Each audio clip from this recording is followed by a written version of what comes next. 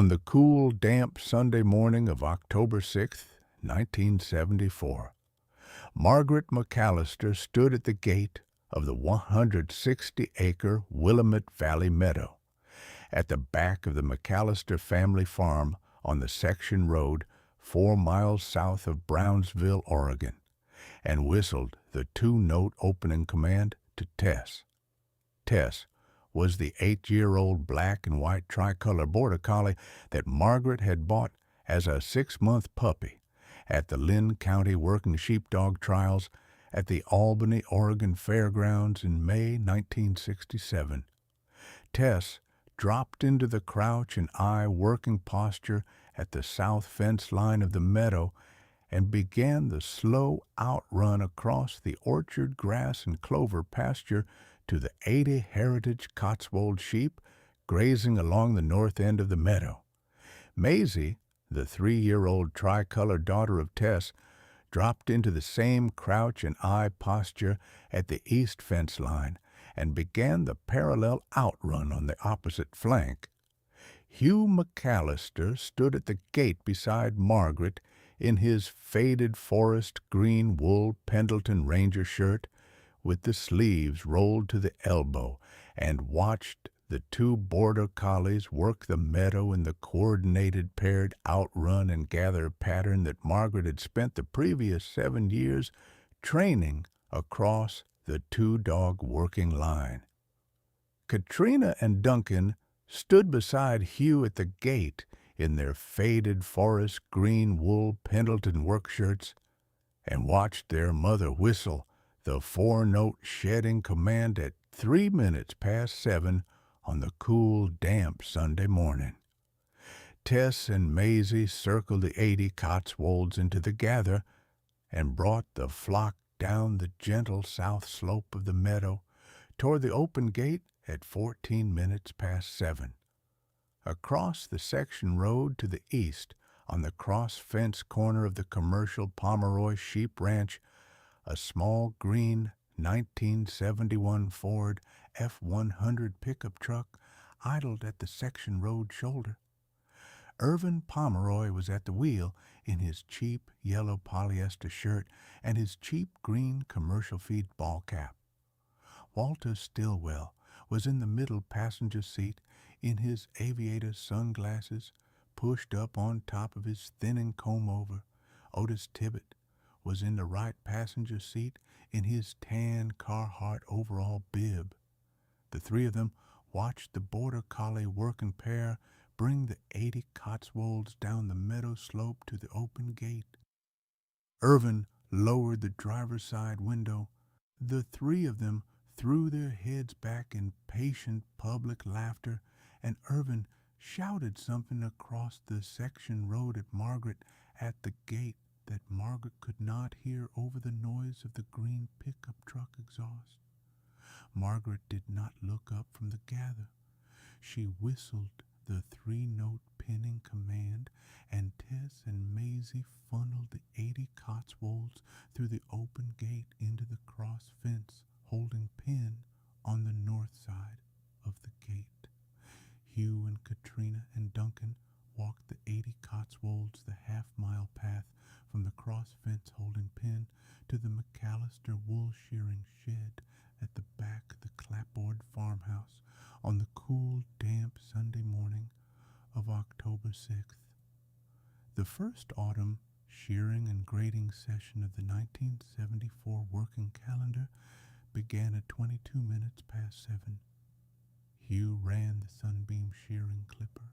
in the standard heritage long wool full fleece pattern that the Cotswold breed standard required,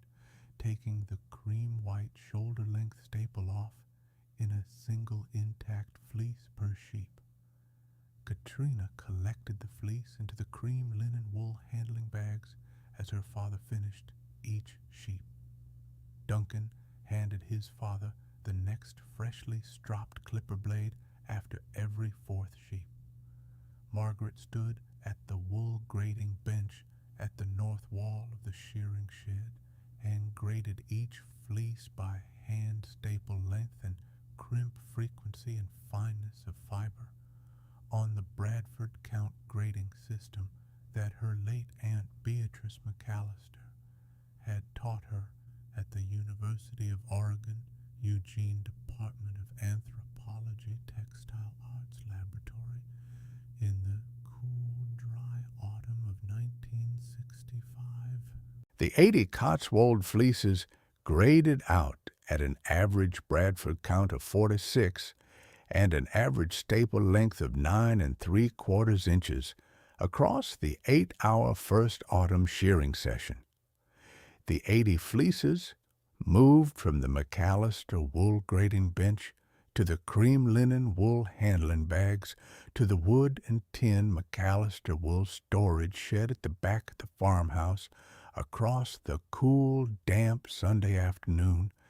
and the 4 members of the McAllister family ate their Sunday evening supper at the pine kitchen table at 6:14 in the clear, cool Sunday evening light. The reason the McAllister family operation ran 80 Cotswold sheep on the 160-acre Willamette Valley meadow in the autumn of 1974, and not the standard commercial Suffolk and Hampshire flock that the Lynn County Wool Growers Association membership ran, was a single 14-year textile arts research program that Margaret's late Aunt Beatrice McAllister had conducted at the University of Oregon Eugene Department of Anthropology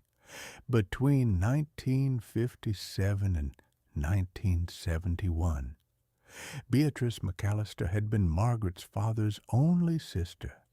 and Beatrice had taken her doctorate in textile arts anthropology at Columbia University in New York City in 1949, after returning from a small 2-year post-war textile archaeological research fellowship at the University of London Department of Anthropology between 1947 and 1949. Beatrice had been an associate professor at the University of Oregon Eugene Department of Anthropology continuously from her hiring in 1950 until her death in late September 1971. The 14-year Heritage Cotswold Textile Arts Research Program that Beatrice had run at the University of Oregon Eugene between 1957 and 1971 had focused on the documented Mid-Atlantic period English textile craftsmanship surviving in the Pacific Northwest pioneer period, weaving traditions of the Willamette Valley settler communities of the 1850s and the 1860s. Beatrice had imported the foundation 12 heritage Cotswold ewes and 1 breeding ram from the small Hartwell Trotter farm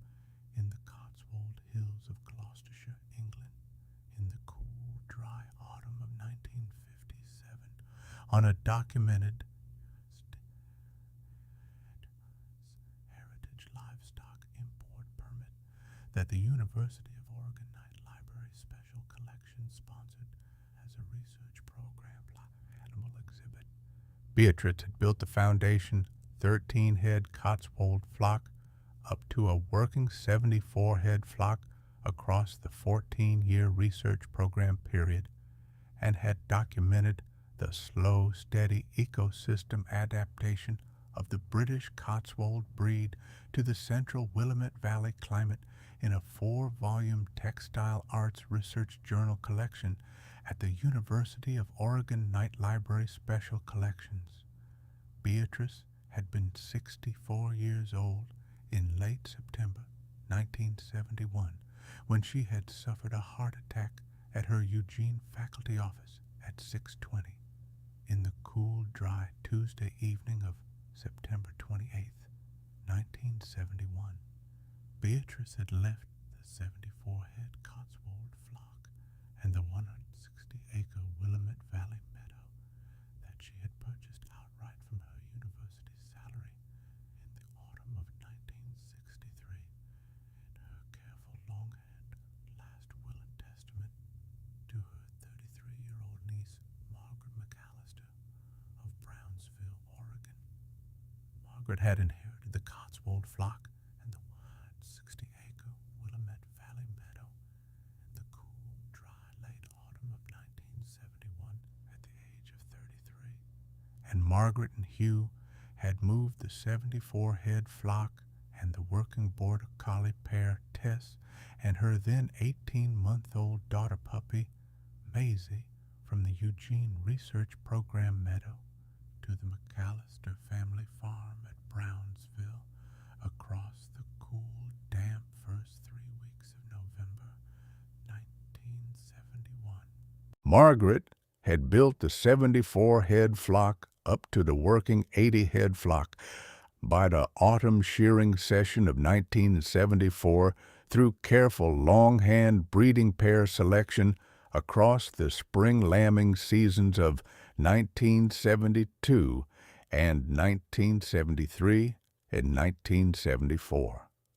Margaret had also begun the working specialty textile mill supply contract negotiation in the cool, dry late winter of 1972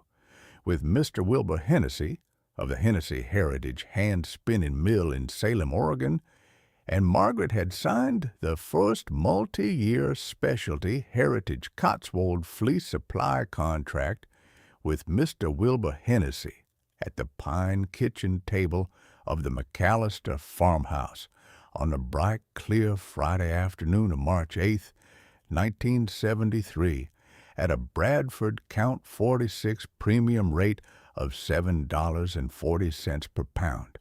against the documented Boston Wool Exchange commercial commodity wool rate of $1.42 per pound reported that Friday morning. The standard monthly Lynn County Wool Growers Association meeting at the Brownsville Grange Hall on State Highway 228 on the clear, cool Saturday afternoon of November 9th, 1974, was the first LCWGA meeting that Margaret and Hugh and Katrina and Duncan attended after the autumn 1974 shearing and grading session. The 38 assembled LCWGA members filed into the Brownsville Grange Hall main floor meeting room and took their folding chair seats. Irvin Pomeroy walked to the raised wooden lectern at the front of the meeting room at 2:30 in the clear, cool Saturday afternoon in his cheap yellow polyester shirt and his cheap green commercial feed ball cap held against his big round belly. He read aloud the standard founder trio welcome and news and note script at the standard prearranged 8-minute mark. He told the assembled membership that the McAllister family operation had apparently turned 80 British heritage long wool show sheep loose on the Willamette Valley meadow at the back of the McAllister farm, and had apparently signed an obscure specialty heritage textile mill supply contract in Salem the previous spring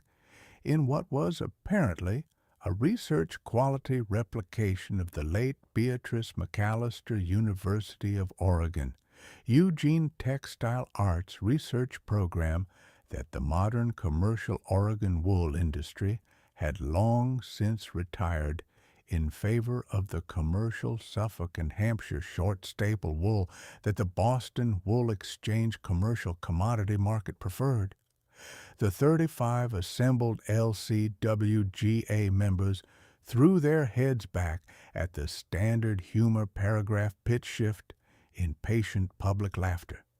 Walter Stillwell, in the front row folding chair seat, threw his head back so hard his aviator sunglasses slid sideways. Otis Tibbet threw his head back so hard his thick salt and pepper walrus mustache trembled.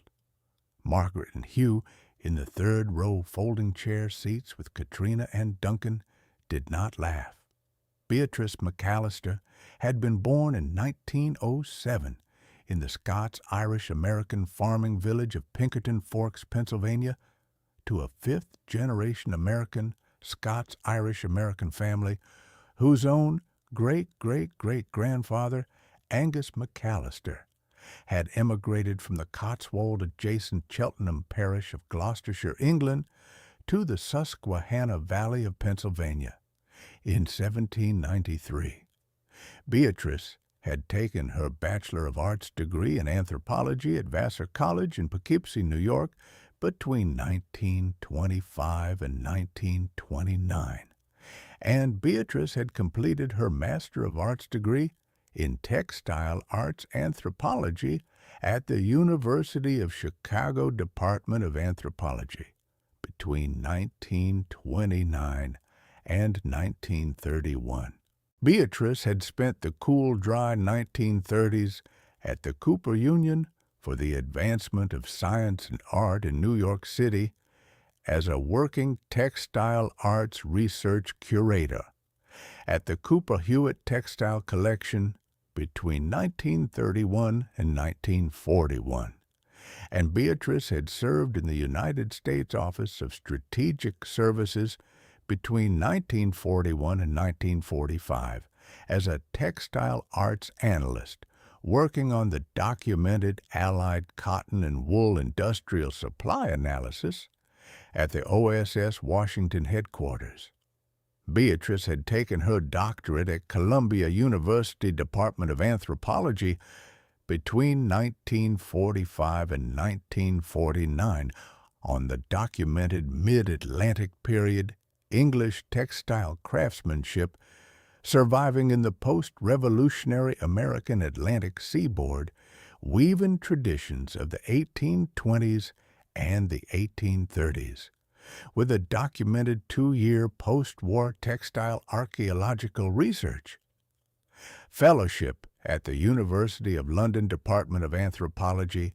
between 1947 and 1949.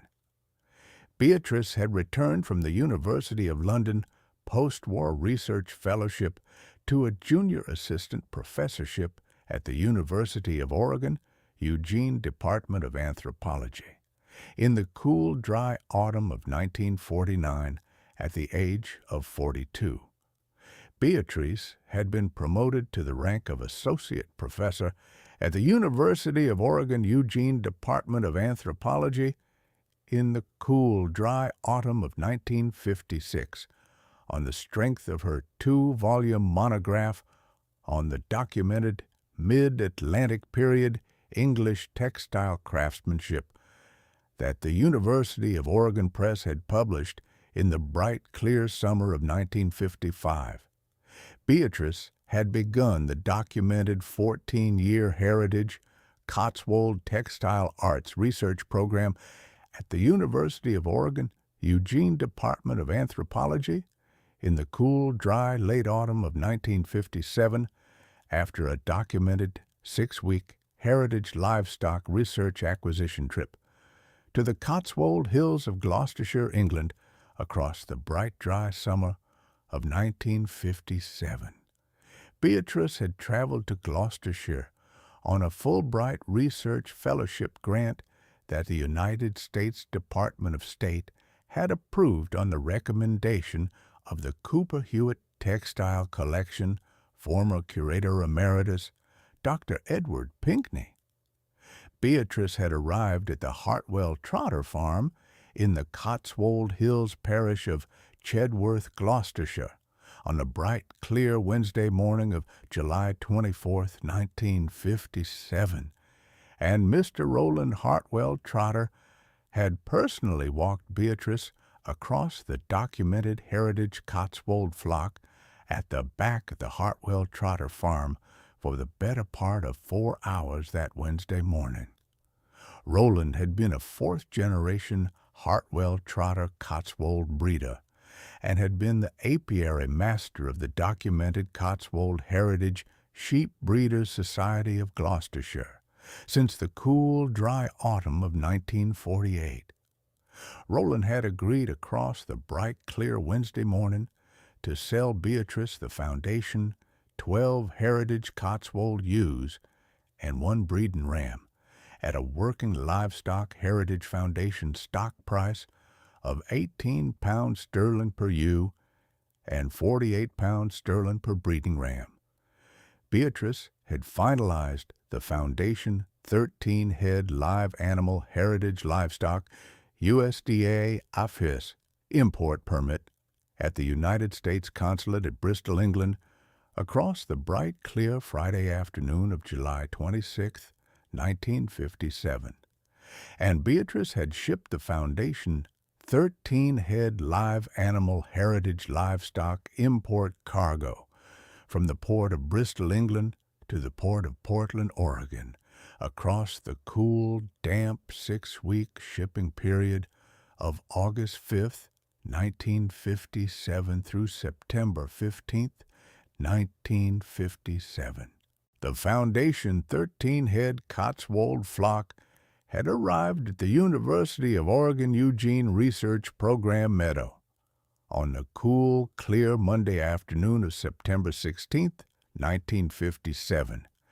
and had become the documented earliest field-scale working heritage Cotswold flock in the documented Pacific Northwest commercial sheep industry. Tess had been born at the documented Lynn County Border Collie breeder Mr. Donovan O'Sullivan's working sheepdog kennel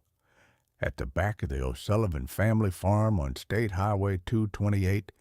near the town of Lebanon, Oregon, on the cool, clear Sunday morning of October 8, 1966. Tess had been the fourth born of a documented 7-pup litter from the O'Sullivan working bitch Lassie out of the documented Wallowa County, Oregon, working sire Glenn, and Tess had carried the documented Wales-Welsh border working sheepdog bloodline that Donovan O'Sullivan had imported from the documented Welsh National Sheepdog Trials Association working bloodline pool across the cool, dry autumn of 1964. Margaret had bought Tess as a 6-month puppy at the Lynn County Working Sheepdog Trials at the Albany, Oregon Fairground for $68 on a bright, clear Saturday afternoon of May 14, 1967, and Margaret had spent the next 6 months training Tess on the Foundation outrun and gather and shed working pattern at the back pasture of the McAllister family farm. Tess had begun the working sheepdog rotation at the McAllister family farm at the cool, damp first week of December 1967 at the age of 14 months and had been the primary working sheepdog at the McAllister family operation continuously since. Maisie had been born to Tess at the McAllister wood and tin lambing shed at the back of the family farm on the cool, damp Sunday morning of February 22, 1971, as the third born of a documented 6-pup litter from Tess out of the documented Lynn County Border Collie breeding sire Cap. Margaret had kept Maisie from the February 1971 litter and had begun the Foundation outrun and gather and shed working pattern training at the back pasture of the McAllister family farm at the cool, damp first week of August 1971 at the age of 5.5 months. Maisie had begun the working sheepdog rotation at the McAllister family farm at the cool, damp first week of February 1972 at the age of 12 months and had been the secondary working sheepdog at the McAllister family operation continuously since alongside her mother Tess. The heritage Cotswold long wool sheep breed had been documented in the Cotswold Hills of Gloucestershire, England, continuously from the documented mid-14th century Cotswold Hills wool trade expansion period of the reign of Edward III. The Cotswold breed had been the documented heritage long wool foundation breed of the English wool industry continuously across the 1400s and the 1500s and the 1600s and the 1700s, and the Cotswold breed had been imported to the documented American mid-Atlantic seaboard colonies in the documented early 17th century Massachusetts Bay Colony and Virginia Colony heritage livestock importation period of the 1620s and the 1630s. The Cotswold breed had become the documented foundation heritage longwool breed of the American Atlantic seaboard textile mill industry continuously across the 1700s and the early 1800s, and the Cotswold breed had been the documented working heritage long wool breed of the documented 1820s and 1830s American mid-Atlantic period textile mill expansion that Beatrice had documented in her 2-volume Columbia University doctoral monograph. The Cotswold breed had been quietly displaced from the documented American commercial Atlantic seaboard textile mill industry across the documented mid-19th century commercial Suffolk and Hampshire short staple wool industrial textile mill expansion of the 1860s and the 1870s, and the documented working heritage Cotswold field scale population in the documented American commercial sheep industry had fallen from a documented peak field population of approximately 140,000 head in the documented 1850s to a documented working field population of approximately 1,400 head by the documented winter of 1956. The documented Beatrice McAllister Fulbright Research Fellowship Grant Heritage Cotswold Foundation 13-head field import permit of the bright, clear summer of 1957 had been the documented first heritage Cotswold field-scale live animal importation to the documented American commercial sheep industry in approximately 98 calendar years. The Bradford Count fiber grading and classing methodology that Beatrice had taught Margaret at the University of Oregon, Eugene Department of Anthropology Textile Arts Laboratory, across the cool, dry autumn of 1965 and the cool, dry autumn of 1966 and the cool, dry autumn of 1967 was the documented English wool grading methodology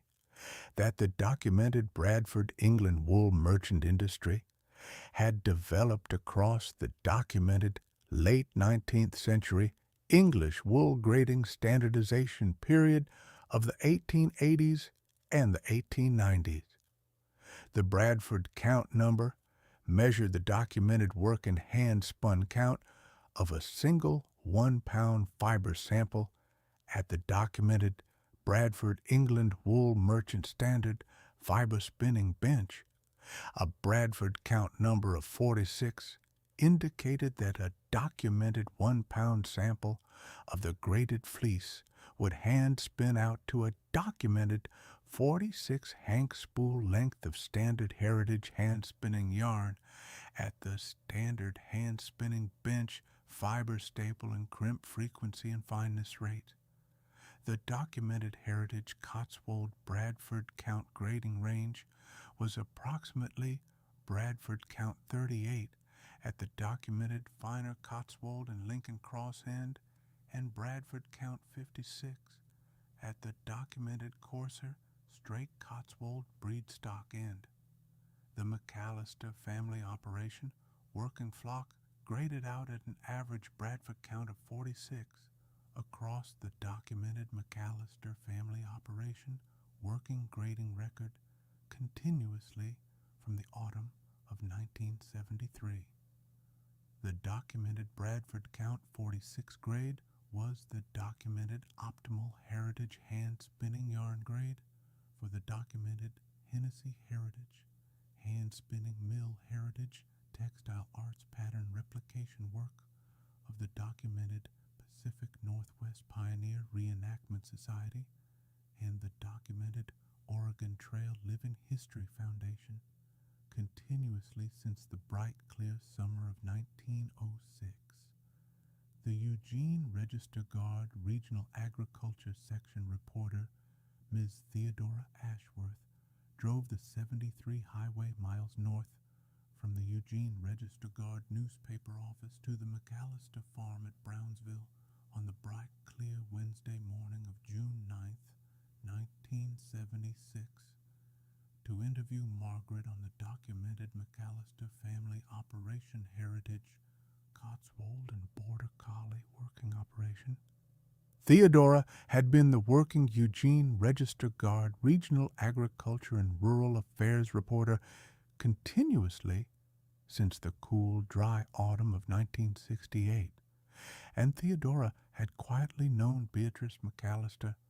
at the University of Oregon Eugene Department of Anthropology Textile Arts Laboratory in the cool, dry autumn of 1968, when Theodora had been a working senior undergraduate at the University of Oregon Eugene College of Journalism. Theodora wrote the documented 8-page Eugene Register Guard Regional Agriculture Section feature article titled The Working Cotswold Operation at Brownsville that ran in the documented Sunday, June 13, 1976 edition of the Eugene Register Guard Regional Agriculture Section. The Theodora Ashworth Sunday, June 13, 1976 feature article was reprinted in the documented August 1976 issue of the Northwest Heritage Livestock Monthly Journal at Bozeman, Montana, and the Theodora Ashworth feature article was excerpted in the documented October 1976 issue of the Pacific Northwest Pioneer Reenactment Society quarterly newsletter at Portland, Oregon. The combined Eugene Register Guard and Northwest Heritage Livestock Monthly and Pacific Northwest Pioneer Reenactment Society coverage of the McAllister family operation produced approximately 14 documented heritage Cotswold breed stock inquiry correspondence letters per month to the McAllister farmhouse address across the documented cool, dry autumn of 1976 and the cool, damp winter of 1977. And Margaret answered every documented heritage Cotswold breed stock inquiry correspondence letter by hand at the pine kitchen table across the cool, damp Sunday afternoons of November and December 1976, and January and February 1977. Mr. Wilbur Hennessy of the Hennessy Heritage Hand Spinning Mill at 1427 Front Street, North Salem, Oregon, had been a working heritage textile mill operator since the cool, dry autumn of 1948, when Wilbur had inherited the documented Hennessy Heritage Hand Spinning Mill operation from his late father, Wilbur Hennessy Sr., at the age of 26. Wilbur Sr. had founded the Hennessy Heritage Hand Spinning Mill in 1903 on the documented Mid-Willamette Valley Heritage Textile Mill expansion of the late Territorial Oregon and the early statehood Oregon period, and the Hennessy Heritage Hand Spinning Mill had been the documented working heritage Cotswold and Romney textile mill supplier of the documented Pacific Northwest Pioneer Reenactment Society and the documented Oregon Trail Living History Foundation continuously since the bright, clear summer of 1906.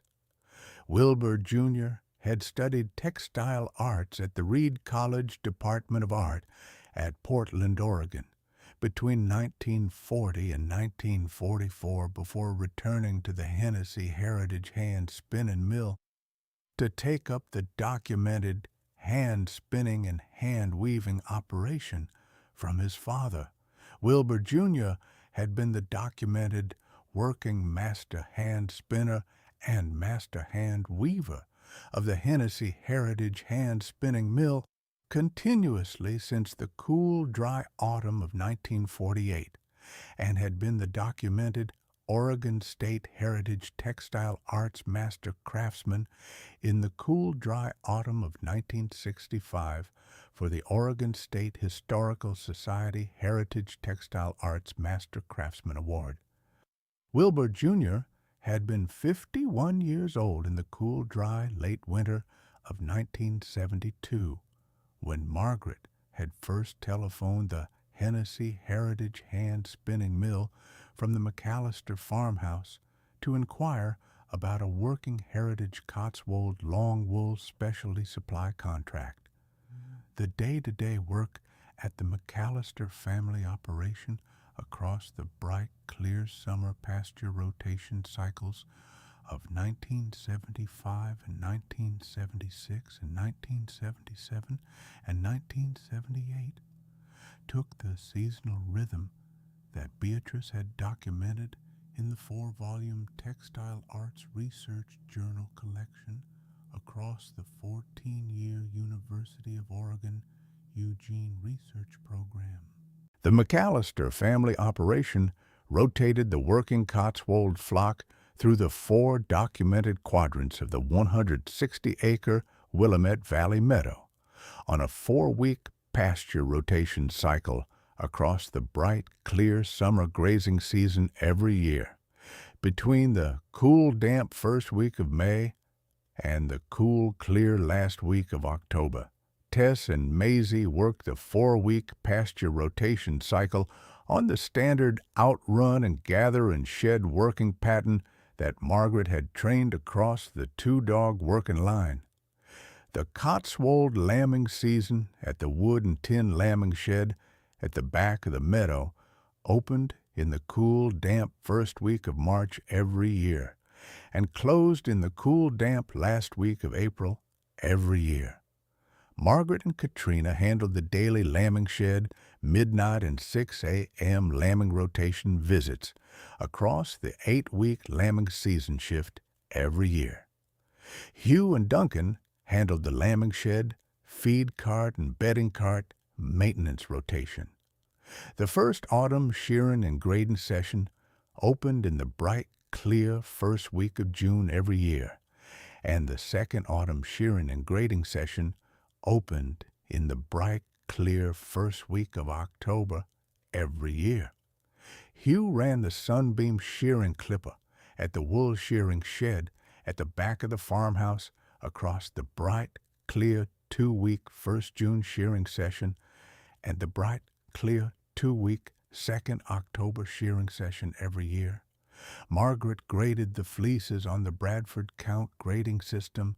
at the wool grading bench at the north wall of the wool shearing shed across the bright, clear 2-week first June grading session and the bright, clear 2-week second October grading session every year. Katrina handled the cream linen wool handling bag and labeling system at the wool grading bench. Duncan handled the cream linen wool handling bag transport between the wool grading bench and the wood and tin McAllister wool storage shed at the back of the farmhouse. Wilbur Hennessy drove the 73 highway miles south from Salem to the McAllister farm twice every year, the bright, clear first week of July and the bright, clear first week of November, to pick up the cream linen wool handling bags of the first June shearing clip and the second October shearing clip, and to deliver the spring contract payment and the autumn contract payment in person to Margaret and Hugh at the pine kitchen table. Wilbur arrived at the McAllister farm every July and every November in a navy blue 1972 Buick Estate Station wagon with a wooden paneled tailgate and the Hennessy Heritage hand spinning mill green and cream shield on the driver's side door. Wilbur stayed for lunch at the pine kitchen table every July and every November, and Margaret served Wilbur the same Willamette Valley orchard apple and Cotswold mutton pasty that her late Aunt Beatrice had taught her to bake across the cool, dry autumn of 1967. Wilbur Hennessy was 58 years old in the bright, clear autumn of 1979, when the Boston Wool Exchange commercial commodity wool price began the documented 43% collapse. Wilbur called the McAllister farmhouse from the Hennessy Heritage Hand Spinning Mill office on the cool, damp Thursday afternoon of November 1st, 1979, and told Margaret over the long-distance telephone line that the documented Heritage Cotswold and Romney Specialty Textile Mill market was holding firm at the Bradford Count 46 premium rate of $7.40 per pound, that the Hennessy Heritage Hand Spinning Mill would be renewing the McAllister family operations supply contract for the calendar year 1980 at the same rate that the contract had carried since March 1973. Wilbur drove the 73 highway miles south from Salem to the McAllister farm on the cool, damp Wednesday morning of December 5th, 1979, in the navy blue Buick Estate station wagon, and signed the calendar year 1980 contract renewal at the pine kitchen table at 11:20 in the cool, damp Wednesday morning. The standard founder trio humor paragraph was reprinted at the monthly Lynn County Wool Growers Association meetings across the clear, cool Saturday afternoons of 1975 and 1976 and 1977 and 1978. The work in the Willamette Valley meadow moved forward in the slow seasonal rhythm that Beatrice had documented in the 4-volume Textile Arts Research Journal collection. Margaret handled the spring lambing season at the wood and tin lambing shed at the back of the meadow, across the cool, damp first 3 weeks of March every year. Hugh handled the wool grading and classing work at the wool grading bench across the bright, clear summer shearing seasons every June. Katrina handled the lambing shed and pasture daily ledger entries in the cream linen-bound family lambing journal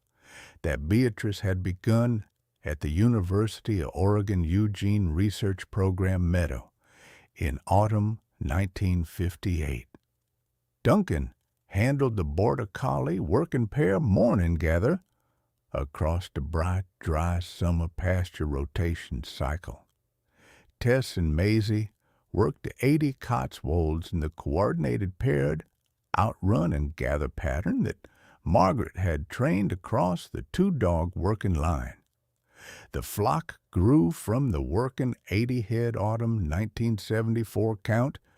to the working 120-head autumn 1978 count.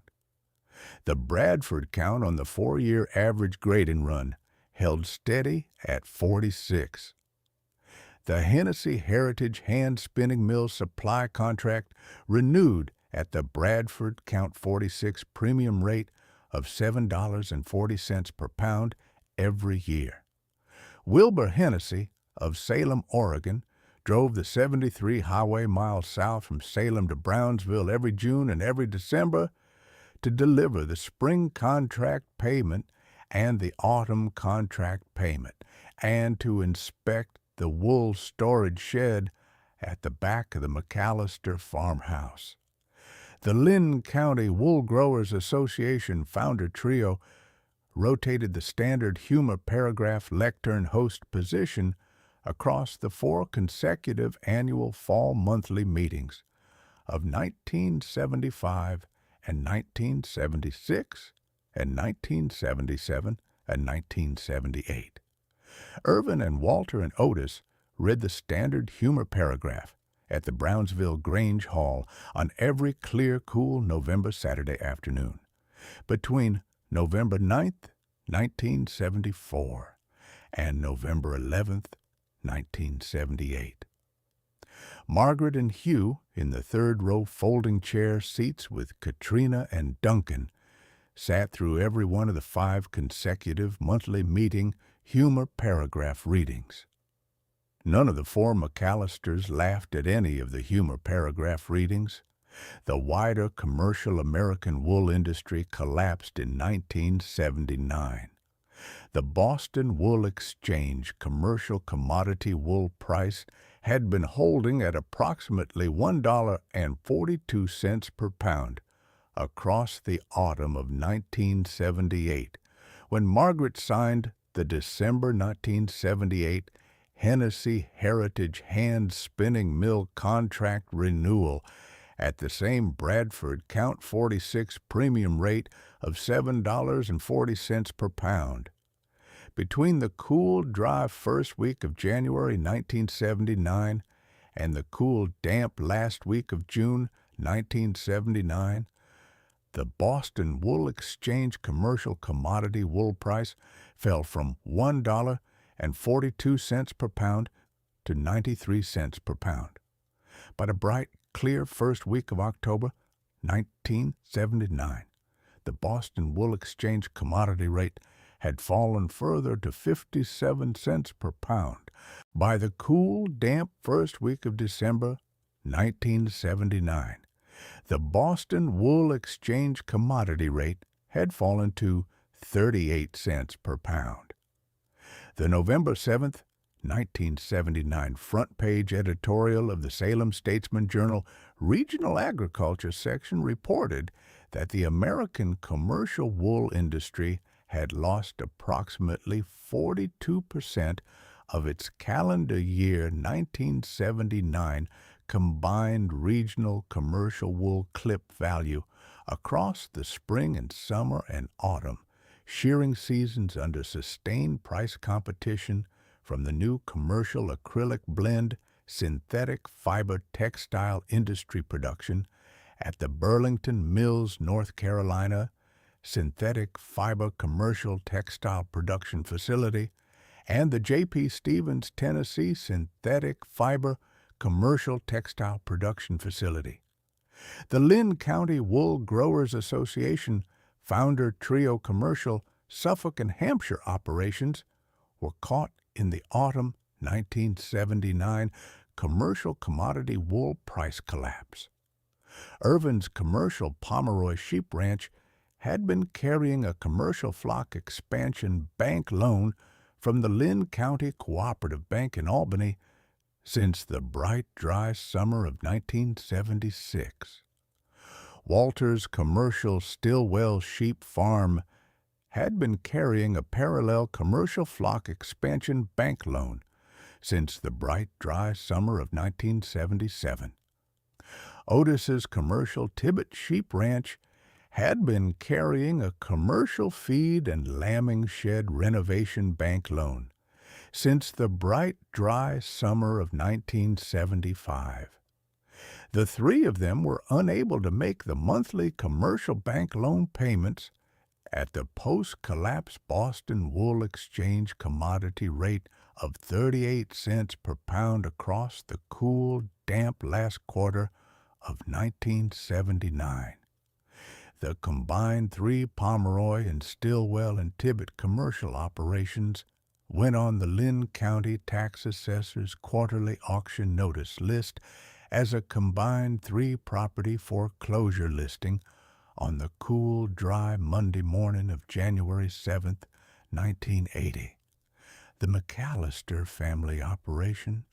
which had been delivering the entire 80-head Cotswold wool clip to the Hennessy Heritage Hand Spinning Mill in Salem at the contracted Bradford Count 46 premium rate of $7.40 per pound continuously across the previous 6 contract years, was unaffected by the autumn 1979 commercial commodity wool price collapse. Margaret signed the cool, dry December 1979 Hennessy contract renewal at the same $7.40 per pound rate that the contract had carried since March 1973. Mount St. Helens erupted at 8:32 on the bright, clear Sunday morning of May 18, 1980. The eruption sent a vertical column of pulverized andesitic volcanic ash 80,000 feet into the upper troposphere and produced a documented pyroclastic density current that moved north and east across the Toutle River Valley at approximately 300 miles per hour for the first 6 minutes of the eruption. The volcanic ash column drifted east across the central Washington Cascade Range, across the bright, clear Sunday morning and the bright, clear Sunday afternoon, and reached the Yakima Valley Commercial Sheep Range east of the Cascades at approximately 1:15 on the warm, clear Sunday afternoon. Across the next 6 days, the documented Yakima Valley volcanic ashfall accumulated to approximately 1 3/4 inches across the standard commercial Yakima Valley orchard, grass, and clover pasture surface. The Washington State University Pullman Regional Agricultural Extension Service issued the formal May 24, 1980 Regional Impact Assessment Bulletin,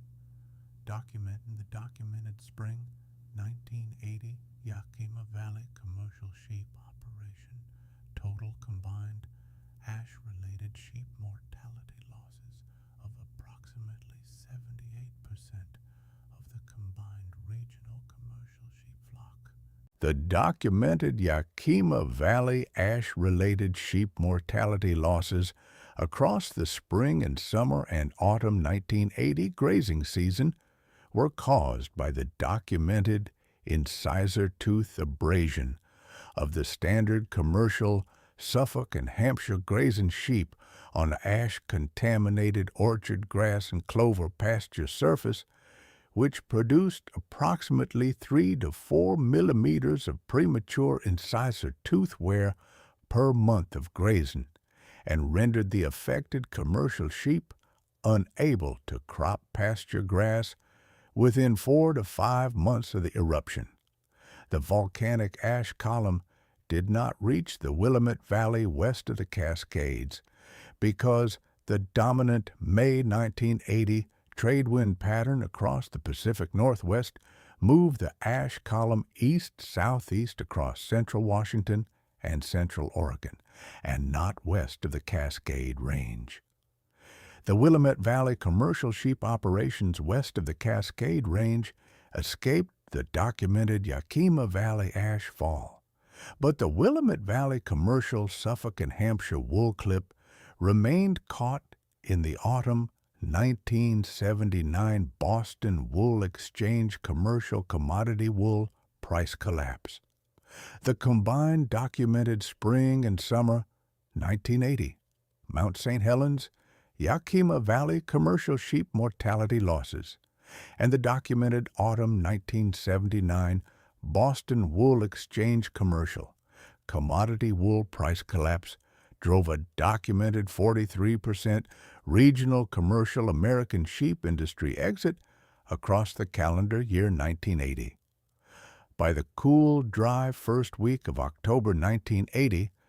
the documented Oregon and Washington Pacific Northwest commercial sheep industry had lost approximately 3,423 commercial Suffolk and Hampshire operations to outright bankruptcy or mortgaged partial acreage liquidation. The Oregon State University Sheep Center at Corvallis, Oregon, issued the formal August 14, 1980 Oregon State Extension Bulletin titled Heritage Cotswold Long Wool Breed Stock as a documented Pacific Northwest sheep industry recovery resource. The OSU Bulletin named the McAllister family operation at Brownsville, Oregon, as the documented Oregon State reference site for heritage Cotswold breed stock, and listed the McAllister flock as the largest documented field-scale working Cotswold operation in the entire Pacific Northwest commercial sheep industry. Dr. Donald Hogue of the Oregon State University Sheep Center drove the 46 highway miles south from Corvallis to Brownsville on the bright, clear Wednesday morning of August 20th, 1980, in a dark green 1978 OSU Fleet Chevrolet Suburban with the OSU green and orange shield on the driver's side door. Donald stepped out of the Suburban at the open gate of the McAllister farm in his charcoal gray wool sport jacket and his starched white dress shirt and his forest green wool tie. Margaret and Hugh met him at the open gate and walked him the half-mile path across the 160-acre Willamette Valley meadow to the wool grading bench at the back of the wool shearing shed. Donald inspected the cream linen wool handling bags of the autumn 1980 Cotswold wool clip across the bright, clear Wednesday morning for the better part of 2 hours, and Donald read the 4-volume Late Beatrice McAllister Textile Arts Research Journal collection that Margaret had pulled from the cream linen back bedroom shelf in slow, careful silence for the better part of an hour at the pine kitchen table. When Donald had finished the Wednesday afternoon journal reading, he turned to Margaret at the pine kitchen table and said in his level OSU Sheep Center director's voice that the McAllister family operation at Brownsville, Oregon, was the documented largest field-scale heritage Cotswold working flock in the entire Pacific Northwest commercial sheep industry, and that Donald would be filing the formal OSU Sheep Center recommendation to the USDA National Sheep Industry Improvement Center at the Federal Research Station campus at Beltsville, Maryland, the following Monday morning, and that Donald would be recommending the McAllister family operation as the federal mandate national reference site for the Heritage Cotswold Breed Stock Recovery Procurement Program across the autumn 1980 and the spring 1981 commercial American sheep industry recovery season. The USDA National Sheep Industry Improvement Center Senior Heritage Livestock Specialist Dr. Constance Hartwell of the Federal Research Station campus at Beltsville, Maryland, telephoned the McAllister farmhouse at 3:11 on the bright, clear Friday afternoon of August 29, 1980. Margaret lifted the black wall-mounted Bell System rotary telephone receiver above the icebox in the farmhouse kitchen, and Constance said in her level Federal Heritage Livestock Specialist voice that the USDA National Sheep Industry Improvement Center was authorized to offer the McAllister family operation the Federal Emergency Procurement Contract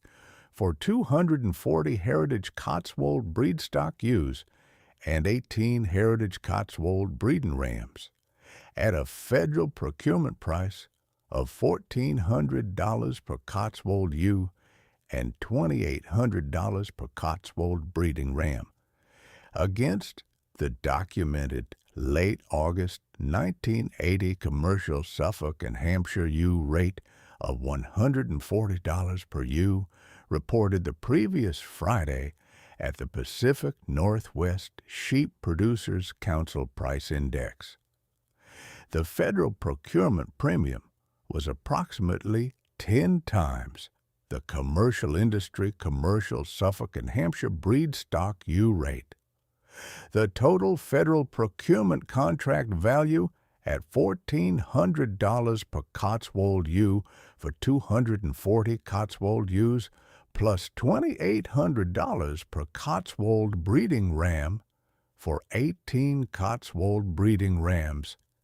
came to $386,400 in federal procurement revenue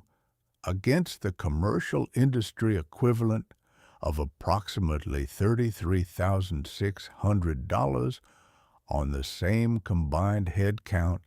at the commercial Suffolk and Hampshire rate. Margaret and Hugh signed the federal emergency procurement contract at the Pine Kitchen table on the bright, clear Friday afternoon of September 5, 1980. The combined McAllister federal procurement contract revenue and the December 1980 Hennessy Heritage Hand Spinning Mill contract renewal at the Bradford Count 46 premium rate of $7.40 per pound delivered a calendar year 1980 McAllister family operation. Gross of approximately $421,000 against the documented combined Pomeroy and Stillwell and Tibbet calendar year 1980 operating loss of more than $146,000 across the 3 foreclosed commercial Lynn County operations. The Lynn County Wool Growers Association monthly meeting at the Brownsville Grange Hall on the cool, damp Saturday afternoon of November 8, 1980, was the first LCWGA meeting that Margaret and Hugh and Katrina and Duncan attended after the autumn 1980 federal procurement contract. The 26 assembled LCWGA members who filed into the Brownsville Grange Hall represented approximately 68% of the 38 attendants of the November 1978 meeting. The missing 12 members had gone to outright bankruptcy or mortgage partial acreage liquidation under the documented autumn 1979 commercial commodity wool price collapse and the documented spring and summer 1980 Pacific Northwest commercial sheep industry losses. Irvin Pomeroy did not host the standard founder trio welcome and news and notes opening segment at the raised wooden lectern at the front of the Brownsville Grange Hall at 2:30 on the cool, damp Saturday afternoon.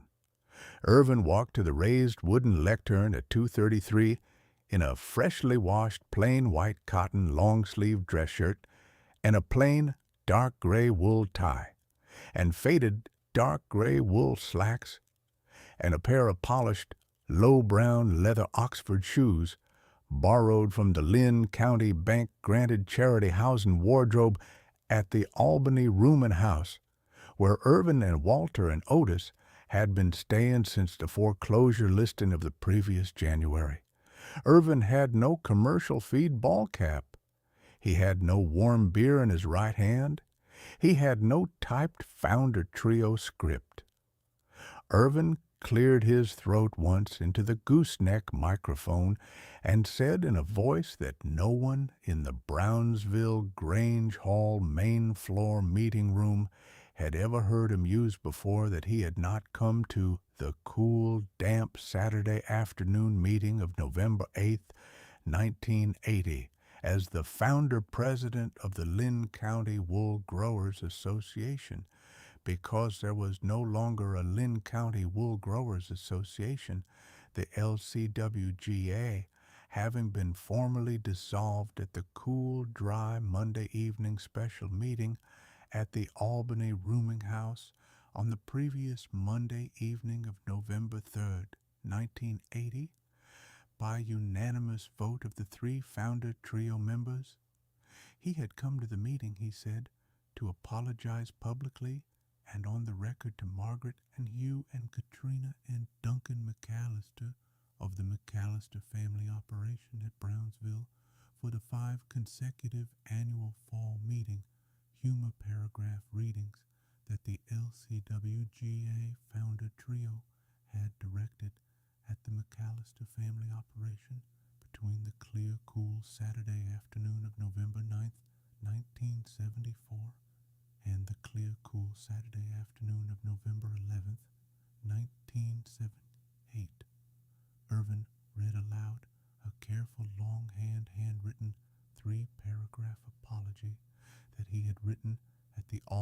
rooming house kitchen table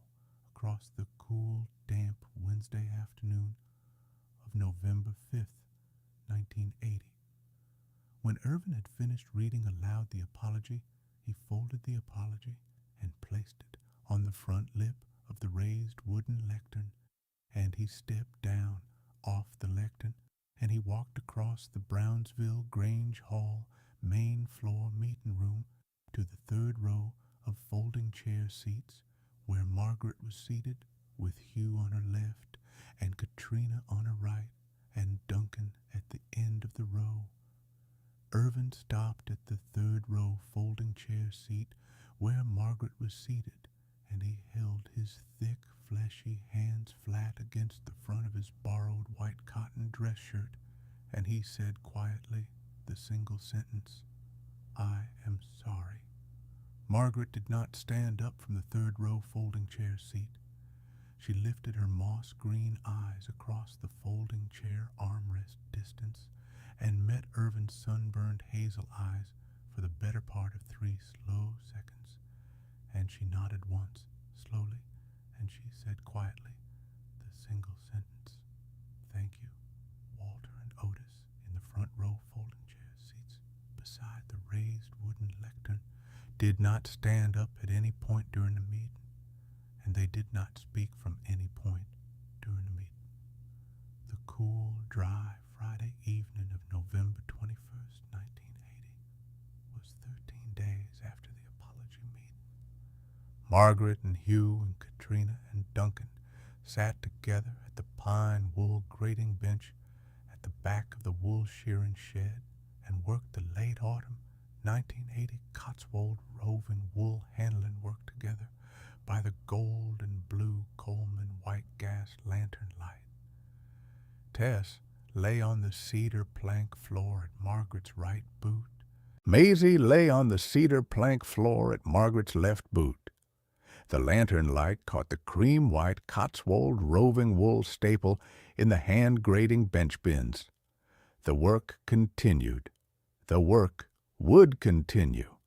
The USDA National Sheep Industry Improvement Center Federal Mandate Heritage Cotswold Breed Stock Recovery Procurement Program began the federal mandate Live Animal Heritage Livestock Transport and Delivery Cycle at the McAllister family operation on the cool, damp Monday morning of March 2nd, 1981. Dr. Constance Hartwell drove the 873 highway miles north and west, from Beltsville, Maryland to Brownsville, Oregon, across the cool, damp first week of March 1981 in a dark green 1980 USDA Fleet International Travelall Sport Utility Wagon with the USDA shield on the driver's side door, arriving at the open gate of the McAllister farm on the cool, damp Sunday afternoon of March 1st, 1981. Constance walked the 160-acre Willamette Valley meadow with Margaret and Hugh and Katrina and Duncan and Tess and Maisie across the cool, damp first 3 weeks of March 1981 and tagged the 240 Federal Mandate Procurement Program UWs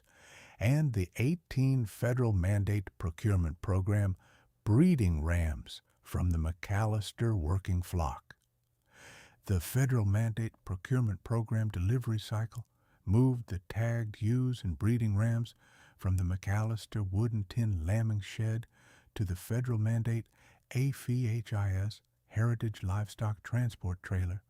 at the open gate across the cool, damp first week of April, 1981. The Federal Mandate Procurement Program delivery cycle distributed the McAllister breed stock across 42 documented Federal Mandate Heritage Cotswold Recovery Program receiving operations in 14 documented Pacific Northwest and Intermountain West and Northeast Atlantic Seaboard states across the cool, dry April and May 1981 delivery cycle.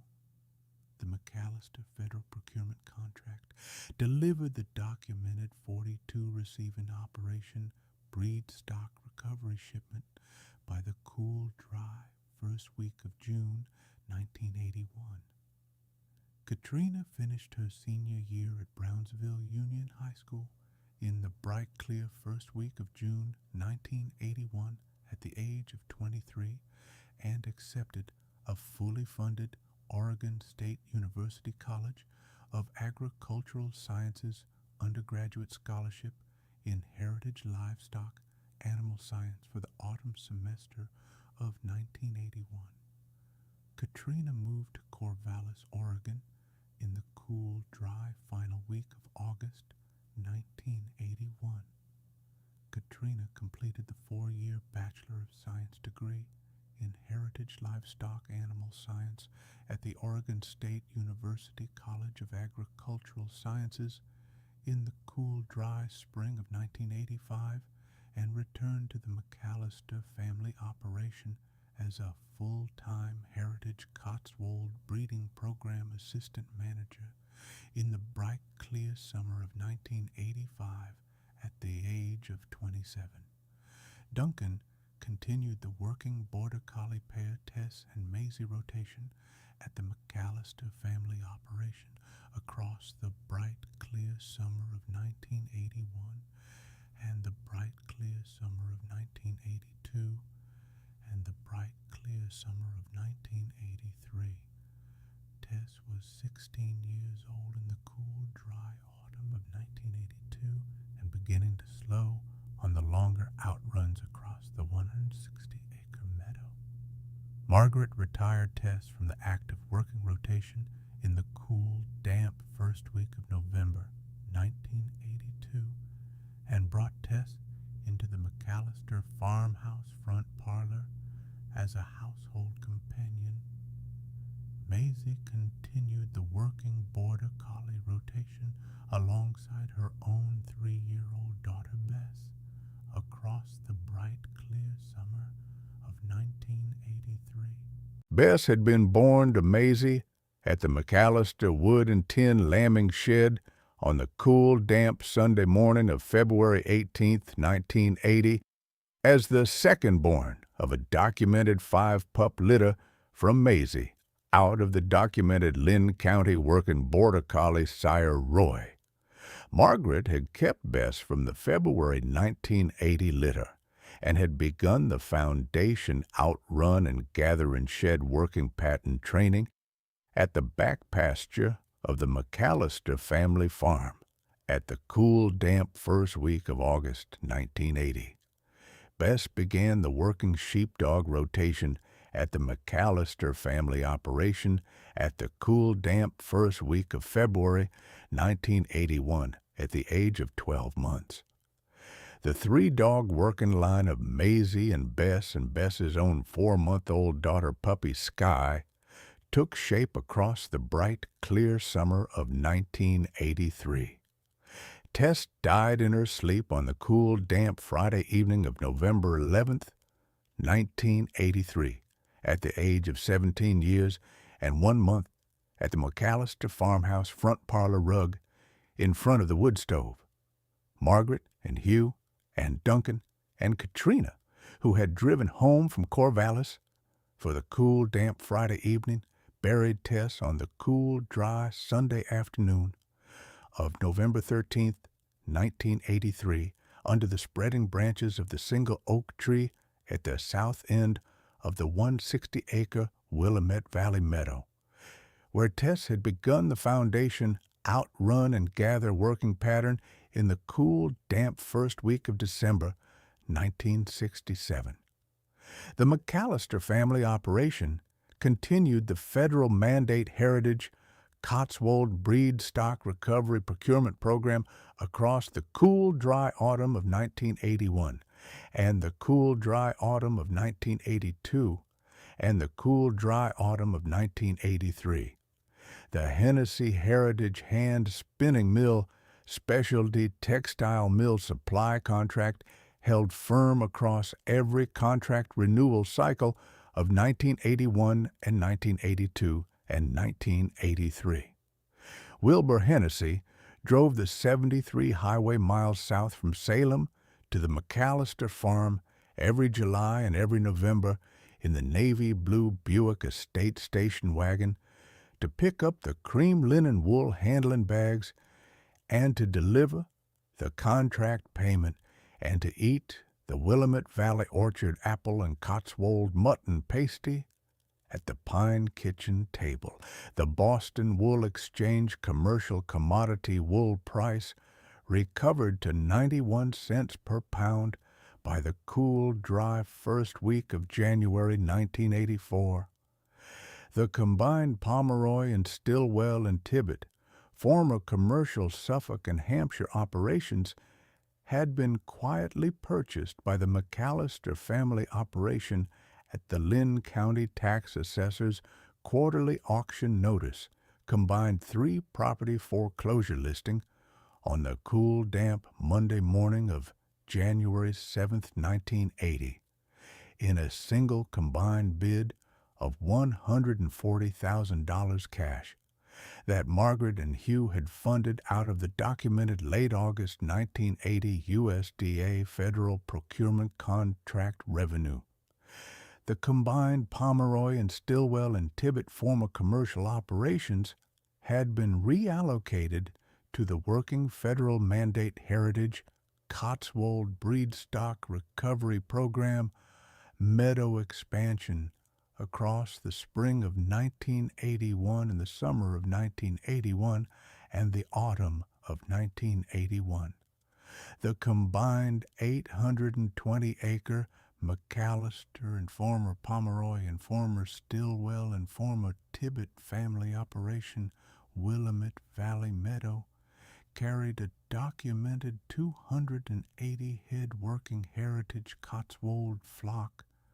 by the cool, dry autumn of 1983.